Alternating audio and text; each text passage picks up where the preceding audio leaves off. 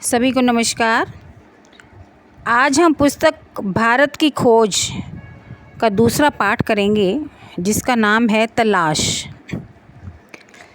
बीते हुए कई सालों से लेखक के मन में भारत ही भारत बसा रहा। वह उसे जानने, समझने, उसके प्रति अपनी प्रतिक्रियाओं का विश्लेषण करने की कोशिश करता रहा। लेखक सोचता है कि भारत के पास जनसंख्या का विशाल बसेरा होने के अलावा क्या आज उसके पास कुछ ऐसा बचा है जो उससे भी ज़्यादा जानदार हो। भारत की खोज नामक जब पुस्तक उन्होंने लिखी तो भारत के सभी पहलुओं को उन्होंने इसमें बताया है।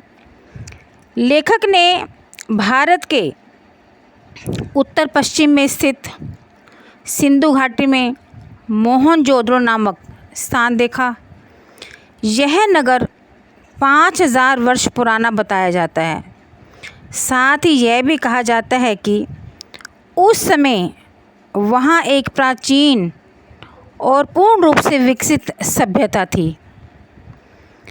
यह सभ्यता फ़ारस, मिस्र, यूनान, चीन, अरब के लोगों के बराबर निकट के संपर्क में रही। इसने वहाँ की संस्कृतियों को प्रभावित किया और स्वयं भी उनसे प्रभावित हुए। फिर भी अपने मजबूत सांस्कृतिक आधार के कारण वह बनी रही। लेखक ने भारत के इतिहास और उसके विशाल प्राचीन साहित्य के कुछ अंशों को पढ़ा और वह उससे बहुत प्रभावित हुआ। उसने उन विदेशी यात्रियों के यात्रा वृत्तांत भी पढ़े। कई प्रकार की यात्राओं ने लेखक को अतीत में देखने की अंतर्दृष्टि प्रदान की। इससे उसके मन में भारत की जो तस्वीर थी उसमें सच्चाई का रंग भरता गया। उसने महात्मा बुद्ध का सारनाथ में दिया गया उनका प्रथम संदेश, सम्राट अशोक की महानता और अकबर का विभिन्न मतों वाले विद्वानों से संवाद करना साफ तौर पर सुनाई दिया।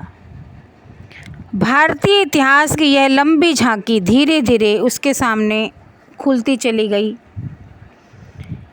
लेखक के अनुसार भारत की शक्ति के स्रोतों और उसके पतन और नाश के कारणों की खोज लंबी और उलझी हुई है। एक ज़माने में तकनीकी रूप से उन्नत भारत समय के साथ यूरोपीय देशों की तकनीकी प्रगति के आगे काफ़ी पिछड़ गया। इस पर यूरोपीय लोगों का अधिकार होता गया। ऐसा क्यों हुआ? इस प्रश्न को हल करना ज़रा कठिन था, क्योंकि पुराने समय में तो भारत के मानसिक और तकनीकी कौशल की कमी नहीं थी, परंतु बाद में उनमें गिरावट आती गई। देश मानसिक जड़ता और शारीरिक थकावट का शिकार होकर गिर गया।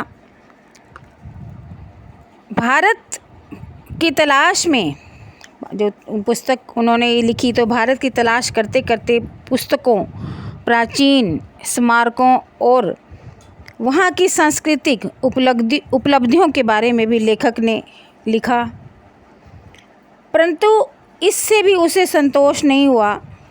उसने भारतीय संघर्ष में नेतृत्व के लिए मध्य वर्ग की ओर देखा, क्योंकि यह वर्ग स्वयं को बंदी और सीमाओं में जकड़ा हुआ महसूस करता था और खुद तरक्की और विकास पाना चाहता था। यह वर्ग अंग्रेज़ों की पैदाइश था, परंतु अंग्रेज़ों को हटाकर शासन का संचालन स्वयं करना चाहता था। लेखक ने ग्रामीण जनता में भी जब भारत को खोजा और ये पाया कि बुद्धिजीवी इसके अस्तित्व को लगभग भूल ही गए थे। तब उसने वास्तविक भारत की तलाश शुरू की। कुछ लोग भारतीय ग्रामीण समुदाय से पहले से ही परिचित थे, परंतु लेखक के लिए यह सही अर्थों में एक नई तलाश थी। उसे भारत की ग्रामीण जनता में कुछ ऐसा महसूस हुआ जिसके बारे में परिभाषित करना कठिन था। इस वर्ग में कुछ ऐसी बात थी जो मध्य वर्ग परिवार में नहीं थी। लेखक जब नेता के तौर पर शहरी क्षेत्रों में जाता तो उनसे अपने देश भारत की चर्चा अपेक्षाकृत दमदार भाषणों से करता। दूसरी ओर जब ग्रामीण क्षेत्रों में जाता तो किसानों को अपेक्षाकृत सरल शब्दों में बताता कि कैसे भारत का हर हिस्सा दूसरे हिस्से से भिन्न होते हुए भी एक है। वह उन्हें अपनी यात्राओं के बारे में बताने के साथ उनकी समस्याओं पर भी चर्चा करता।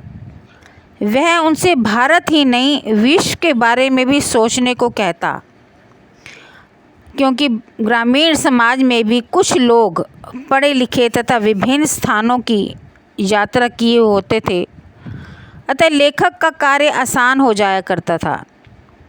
भीड़ में लोग जब भारत माता की जय के नारे लगाते तो लेखक उनसे यह जय जयकार का कारण पूछता। वह उन्हें बताता कि भारत माता वह सब कुछ तो है ही जो उन्होंने सोच रखा है, इसके अलावा भी बहुत कुछ है। नदी, जंगल, पहाड़, खेत आदि भारत माता वह सब कुछ तो है। भारत नदी, जंगल, पहाड़, खेत आदि सबके होते हुए भी जिस चीज़ का सबसे अधिक महत्व है वह है भारत की जनता। भारत माता मूल रूप से यही लाखों लोग हैं। जैसे जैसे लेखक का यह विचार लोगों के दिमाग में बैठता चला गया, उनकी आंखें चमकने लगती, मानो उन्होंने कोई महान खोज कर ली हो। भारत की विविधता अद्भुत है। भारत के उत्तर में पठानों से लेकर दक्षिण में तमिल लोगों तक के शरीर गठन, खाने, पहनावे और भाषा में अत्यधिक विभिन्नता है। पठानों और तमिलों के बीच अत्यधिक विभिन्नता है। बाकी देश की स्थिति इन दोनों के बीच में है। सबकी अलग अलग विशेषताएं हैं। सब पर भारतीयता की गहरी छाप है। यह बात बड़ी हैरानी की है कि भारत का विशाल मध्य भाग विभिन्न जातियों और भाषाओं में बसा होने के बावजूद सदियों से अपनी एक अलग पहचान बनाए रहा है। प्राचीन चीन की तरह प्राचीन भारत भी अपने आप में विशिष्ट था। उसने तमाम चीज़ों को आकार दिया था। देश में समय समय पर विदेशी प्रभाव आए और अक्सर देश की संस्कृति को प्रभावित करके उसी में ही जज्ब हो गए। भारतीय एकता की कल्पना कभी किसी बाहर से आरोपित वस्तु या बाहरी तत्वों के या विश्वास के मानवीकरण के रूप में नहीं की गई। लेखक ने भारतीय जनता के जिस गतिशील जीवन नाटक को देखा, उसकी पृष्ठभूमि लोक प्रचलित दर्शन, परंपरा, इतिहास और पूरा कथाओं के मेल से निर्मित है। पूरी तरह अशिक्षित और निरक्षर लोग भी इस पृष्ठभूमि के जिम्मेदार हैं। भारत के प्राचीन महाकाव्य रामायण, महाभारत और अन्य ग्रंथ भारतीय लोकमानस पर अंकित हैं। अनपढ़ ग्रामीण भी अपनी बातचीत के दौरान उन पौराणिक कहानियों का उल्लेख करते हैं जिनसे कोई नैतिक उपदेश निकलता हो। लेखक जिस लिखित इतिहास और सुनिश्चित तथ्यों से परिचित था, अनपढ़ किसान भी उससे अनभिज्ञ नहीं थे। लेखक जब भारतीय ग्रामीण पुरुष को देखता, सुंदर ग्रामीण स्त्रियों को देखता तो विमुग्ध हो जाता। तब वह